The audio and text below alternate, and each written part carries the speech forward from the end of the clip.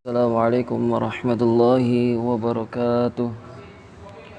Innal hamdalillah nahmaduhu wa nasta'inuhu wa nastaghfiruh wa na'udzu billahi min shururi anfusina wa min sayyiati a'malina may yahdihillahu fala mudilla lahu wa may yudlil fala hadiya lahu.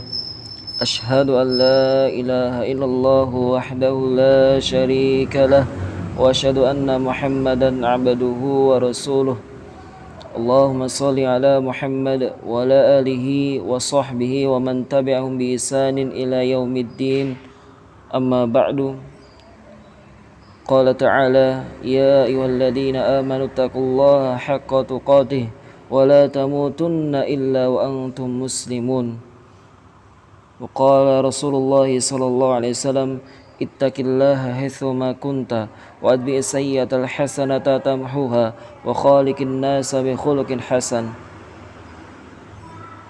Para pendengar yang dirahmati Allah Subhanahu wa taala, bersyukur kehadirat Allah Subhanahu wa taala yang mana tidak henti-hentinya senantiasa kita bersyukur kepada Allah Subhanahu wa taala atas nikmat Islam, nikmat iman, nikmat waktu luang, nikmat kesehatan dan nikmat kesempatan pada hari ini sehingga kita dapat mendengarkan salah satu faedah-faedah insyaallah yang Anda sampaikan pada kesempatan hari ini.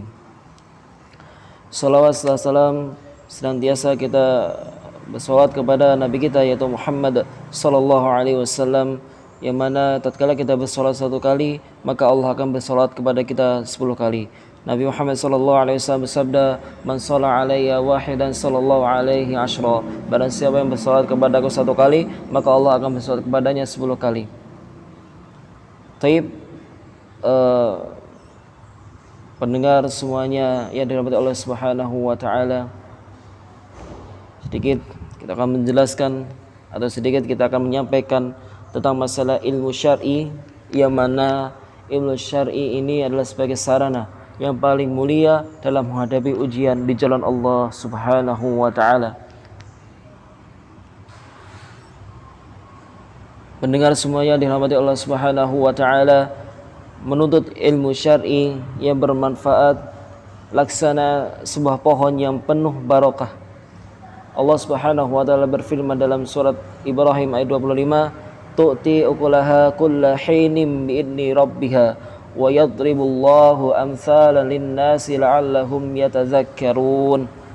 Ia memberikan buahnya pada setiap musim pada seizin Rabbnya, ya. Kemudian dan Allah membuat perumpamaan itu untuk manusia agar mereka selalu ingat. Semua pendengar yang dirahmati Allah Subhanahu wa taala, termasuk buah dari pohon ilmu syar'i yang penuh barokah di dunia sebelum akhirat adalah bahwa menuntut ilmu syar'i memberikan kekuatan kepada seorang untuk sabat atau kokoh atau kukuh dalam kebenaran, tegar dalam menghadapi fitnah dan ujian yang Allah berikan kepada manusia. Allah Subhanahu wa taala berfirman, "Walladzina ihtadaw zadahum hudaw wa atahum taqwahum." Dan orang-orang yang mendapat petunjuk Allah menambah petunjuk kepada mereka dan memberikan kepada mereka balasan apa? Ketakwaannya. Surat Muhammad ayat ke-17. Kita lihat, kita mengambil dari hadis Abu Sa'id Al-Khudri tentang masalah Dajjal yang muncul di sebagian daerah setelah Madinah. Ya, Rasulullah SAW ya menjelaskan tentang sabdanya. Ya, Rasulullah sallallahu alaihi wasallam bersabda, maka akan keluar kepadanya seorang laki-laki terbaik atau termasuk laki-laki yang terbaik. Dia berkata kepada Dajjal, "Saya bersaksi bahwa engkau adalah Dajjal yang diceritakan oleh Rasulullah sallallahu alaihi wasallam dalam hadisnya." Kemudian Dajjal berkata kepada pengikutnya, "Bagaimana pendapat kalian kalau saya bunuh pemuda ini kemudian saya hidupkan? Apakah kalian masih meragukan aku?" Kemudian pasukan yang mengikuti Dajjal menjawab, "Tidak." Ya, Rasulullah SAW bersabda, kemudian Dajjal itu, ya, kemudian setelah itu pasukan menjawab tidak. Kemudian Rasulullah bersabda lagi, kemudian Dajjal itu membunuh membunuhnya pemuda itu dan menghidupkannya kembali. Setelah dihidupkan, pemuda tersebut berkata, demi Allah Subhanahu wa taala, tidaklah saya memiliki pengetahuan yang lebih dalam tentang dirimu daripada sekarang ini. Dajjal ingin membunuhnya kembali, akan tetapi dia tidak bisa melakukannya. Di sini riwayat Al-Bukhari, riwayat Muslim ya dalam kitabnya. Pendengar semua yang dirahmati Allah Subhanahu wa taala, saya ambil ya di bagian lafal atau mungkin di bagian arti yang mengatakan bahwa perkataan pemuda tersebut. Apa perkataan tadi? Ya, perkataan yang disampaikan oleh pemuda tadi, yaitu engkau adalah Dajjal yang diceritakan oleh Rasulullah SAW dalam hadisnya. Ya, kita ambil ini, ya di bagian ini, ya garis bawah ini. Kemudian tidaklah itu menunjukkan bahwasannya pemuda tersebut sudah membaca hadis Nabi. Ya, bukanlah pemuda itu bahwasanya sudah membaca hadis Nabi SAW dan memahaminya dan mengkajinya hadis tersebut. Kemudian perhatikan bagaimana Allah menjaganya dengan ilmu syar'inya agar tidak terjerumus ke dalam fitnah dan ujian tersebut. Demi Allah, betapa agung dan bermanfaatnya ilmu syar'i tersebut. Sebagai penjelasan tambahan, mari kita perhatikan fitnah yang terjadi. Ya, kita ambil salah satu ulama besar mazhab yang keempat, yaitu Imam Ahmad rahimahu ta'ala. Tatkala beliau diminta untuk mengatakan Al-Quran adalah makhluk, ya coba kalian tatkala disuruh oleh pemerintah mengatakan Al-Quran adalah makhluk, ini adalah perkataan yang batil, maka apa? Perkataan yang bid'ah yang membuatnya menyesatkan umat. Ya, Imam Ahmad bin Hanbal menolak, ya, dan terus membantah para pelaku bid'ah. Beliau memantahkan argumentasi mereka pergunakan untuk menyesatkan orang-orang. Beliau mengungkapkan subhat yang batil ini. Beliau menjelaskan kesalahan ini dengan ilmu, pemahaman dan pengetahuan yang Allah Subhanahu wa taala berikan kepada beliau berdasarkan dalil-dalil syara' yang suci. Ya, tatkala argumentasi itu terkalahkan, mereka segera menggunakan metode penyiksaan fisik. Ya, Imam Ahmad bin Hanbal mempunyai jamaah. Tatkala Imam Ahmad bin Hanbal mengatakan bisa memberontak, bisa Imam Ahmad bin Hanbal memberontak, bisa. Tapi apa? Ya, tapi Imam Ahmad bin Hanbal tetap patuh terhadap terhadap pemerintah tersebut dan bersedia dipukuli dan dicemati. Beliau disakiti, beliau disiksa. Ya, beliau disiksa di jalan Allah Subhanahu wa taala. Tetapi beliau tetap sabar atas kebenaran dan dakwah yang murni ini. Ya, kemudian tidaklah diri Anda itu kecuali, ya, tidaklah diri Anda itu, ya, dia mengatakan dalam dakwahnya dengan lisannya mengatakan tidaklah diri Anda itu kecuali jari-jari yang berdarah dan kesulitan-kesulitan yang Anda dapatkan di jalan Allah Subhanahu wa taala.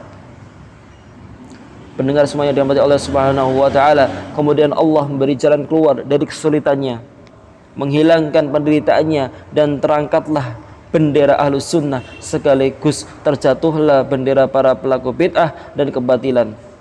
Segala puji bagi Allah Subhanahu wa taala di atas karunia dan kebaikannya. Sebagian salaf berkata, Allah Subhanahu wa taala telah memelihara agama ini.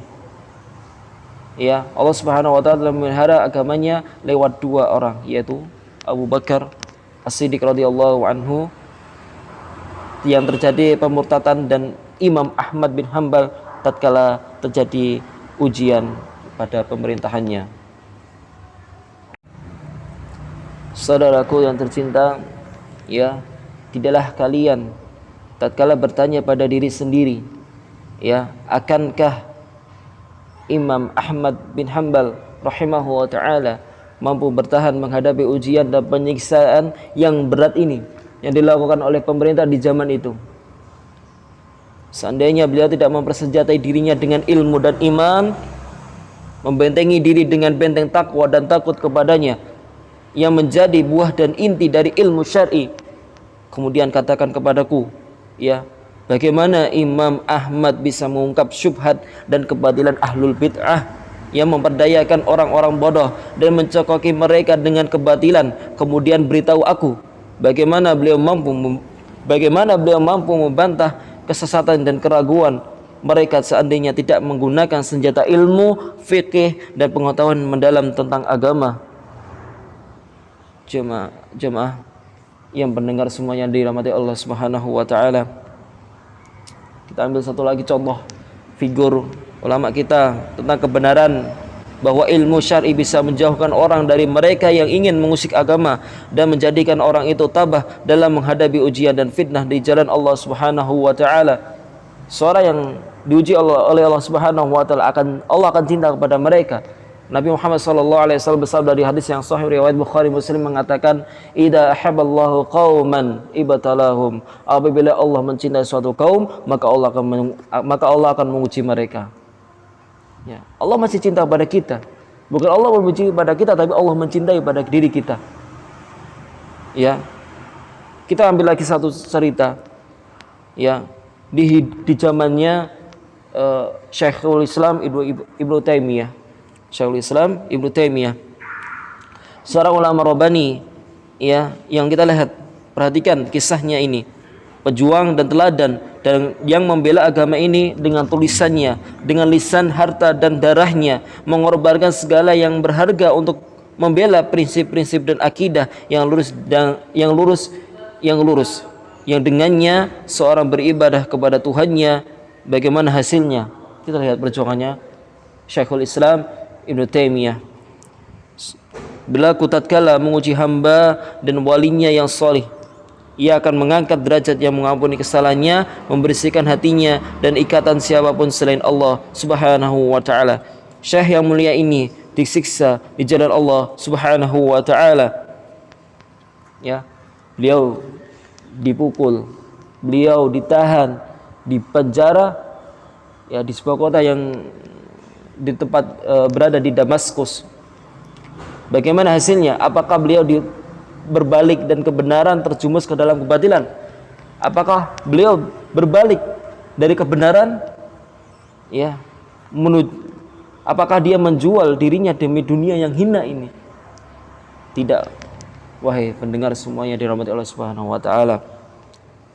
Demi pemilik Ka'bah, demi Allah, bahkan ilmu syar'i yang beliau pelajari, yang beliau amalkan dan ajarkan kepada orang-orang telah menjadikan pertimbangan dan pemikiran beliau tidak seperti pertimbangan dan pemikiran ahli dunia dan pemilik jabatan.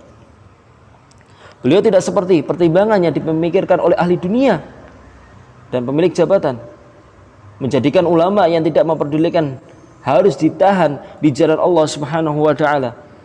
Lisan, perbuatan dan perkataan beliau menyebutkan, ya, orang-orang yang tertahan adalah orang yang hatinya ditahan, ya, atau terhalangi dari mengingat Allah Subhanahu wa taala, dan orang yang dipenjara adalah orang yang dipenjara oleh nafsunya.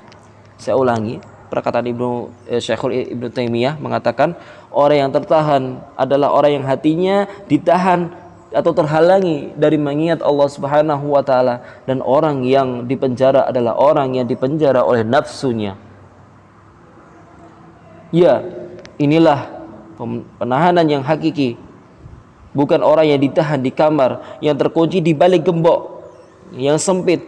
Bahkan beliau bahkan bersama Rabb-nya yang melihatnya dan mengawasinya. Iya, di tangannya tergenggam kitab Rabb-nya dan firman-Nya. Dia membacakan dan menikmati bacaannya, dan dengannya dia munajat kepada Rabb-nya. Ketakutan dan ketakwaanlah kepada Allah Subhanahu wa taala yang membuat ia mengatakan perkataan yang sangat bagus. Ya, perkataan apa yang beliau sampaikan? Apa yang diinginkan musuhku dariku, surga dan kebunku berada di dadaku. Ia ikut kemana aku pergi, penahananku adalah khalwat, tubuhku adalah syahid, pendeportasianku dari daerahku adalah wisata. Cermatilah perkataan Ibnu Qayyim, ya dulu salah satu murid beliau. Ya, Ibnu Qayyim adalah murid dari Syekhul Islam Ibnu Taimiyah, mengatakan yang menjelaskan kepada kita tentang pengaruh ilmu syar'i yang bermanfaat dan yang mengantarkan pemiliknya kepada rasa takut kepada Allah Subhanahu wa taala. Dalam menghadapi ujian dan penderitaan di jalannya, beliau menceritakan keadaan gurunya, yaitu Syekhul Islam Ibnu Taimiyah. Selama beliau di penjara, beliau berkata, ya, beliau Syekh Ibnu Taimiyah berkata ketika berada di dalam penjaranya, seandainya aku mendapat emas seluas penjara ini, itu tidak akan sebanding dengan rasa syukurku dengan nikmat dalam penjara ini. Atau beliau berkata, saya tidak membalas mereka yang telah berjasa kepadaku untuk kebahagiaan ini. Beliau di penjara, wahai jamaah, beliau di penjara di pemerintahan tersebut, tapi beliau bersyukur atas nikmat yang Allah berikan kepadanya, sehingga dia dapat ya menulis, sehingga dia dapat bermunajat kepada Allah Subhanahu wa taala. Itulah seorang yang mempunyai hati yang bersih, ya ketakwaan yang tinggi kepada Allah Subhanahu wa taala, dan rasa takut kepada Allah Subhanahu wa taala tumbuh di dalam dirinya. Tatkala berada di dalam penjara, ya, beliau selalu berdoa dalam sujudnya, ya Allah, tolonglah kami untuk selalu mengingat-Mu, bersyukur kepadamu dan memperbaiki ibadahku. Subhanallah. Beliau sering mengulang-ulang doa ini, wahai jamaah. Ya, akankah ya kita pernah melakukan seperti itu? Demi Allah, tidak pernah saya melihat orang yang paling baik hidupnya dari Ibnu Taimiyah, kata muridnya ini. Walaupun beliau dalam keadaan sangat miskin, jauh dari kemewahan dan kenikmatan, beliau juga dipenjara, diancam dan ditekan, namun ia termasuk orang yang paling baik hidupnya, lapang dadanya, bahagia hatinya, tenang jiwanya. Kenikmatan terpancar di wajahnya. Apabila kami sangat ketakutan, berprasangka yang tidak baik, dan bumi terasa menghimpit, kami mendatangi beliau di penjaranya, memberikan nasihat kepada kita semuanya. Setelah melihatnya dan mendengarkan nasihatnya, semua perasa buruk itu hilang dan berubah menjadi ketenangan, kekuatan, keyakinan, dan ketentraman. Masya Allah Subhanahu wa ta'ala yang mempersaksikan surga kepada hamba-hambanya sebelum bertemu dengannya, yaitu apa? Surga kenikmatan hati yang lapang, jiwa yang tenang, dan kenikmatan berzikir, dan kenikmatan hati yang kenikmatan dalam beribadah, serta membukakan bahwa mereka pintu-pintu di dunia ini. Wahai jamaah yang dirahmati Allah Subhanahu wa taala, camkan bagaimana ilmu syar'i yang bermanfaat mengubah cobaan di jalan Allah Subhanahu wa taala menjadi sebuah kenikmatan. Bagaimana ilmu syar'i menjelaskan penahanan dan penangkapan demi agama ini menjadi sebuah pemberian dan kenikmatan. Bagaimana pukulan dan penyiksaan karena Allah Subhanahu wa taala menjadi kebaikan dan hidayah. Bagaimana hinaan dan cacian orang-orang yang menjadi karunia yang agung. Demi Allah, alangkah agungnya ilmu syar'i ini, alangkah bermanfaatnya, dan alangkah besarnya pengaruh bagi jiwa seorang mukmin yang jujur. Maka jangan kita merasa putus asa dalam belajar. Ya, kalau kita susah dalam belajar, itu sebuah nikmat. Bahwa ini adalah nikmat yang Allah berikan kepada kita untuk selalu belajar dan belajar. Kalau kita mungkin Allah mudahkan mungkin dalam kita belajar, ya, ilmu akan mudah masuk, ya, dan mudah keluar, mudah lupa, ya. Kita gak bisa merasakan nikmatnya murojaah ilmu, nikmatnya murojaah Al-Quran, nikmatnya kita murojaah ilmu agama ini, ya. Apakah seorang Imam Ahmad Hanbal yang hafal 1 juta hadis itu, ya, itu dia menikmatinya dengan apa? Murojaah hafalannya tersebut. Imam Bukhari memurajaah hafalannya tersebut. Ya. Kita hendaknya yang udah hadis sudah terkumpul serapi ini, hendaknya kita berjuang untuk senantiasa belajar ilmu syar'i. Ya. Jangan mudah, kita terus belajar. Ya, walaupun kita sebagai seorang guru atau mungkin seorang orang tua yang mendidik anaknya, tapi ingat, kita wajib belajar. Thalabul ilmi fardhatun 'ala kulli muslim. Menuntut ilmu itu wajib bagi setiap muslim. Hadis sahih riwayat Al-Baihaqi dalam kitab Syu'abul Iman. Maka dari itu kita wajib untuk menuntut ilmu ya sepanjang hayat kita. Jangan kau kurangi dengan kemalasan. Ya, jangan kau kurangi usiamu dengan kemalasan, dan jangan kau kurangi usiamu dengan tidur kalian. Itu mungkin dari saya. Wallahu a'lam bishawab. Mungkin dari saya cukup. Semoga Allah memberikan taufik dan hidayah kepada kita semuanya. Wallahu a'lam bishawab. Wassallallahu sayyidina Muhammad. Akhirul kalam. Assalamualaikum warahmatullahi wabarakatuh.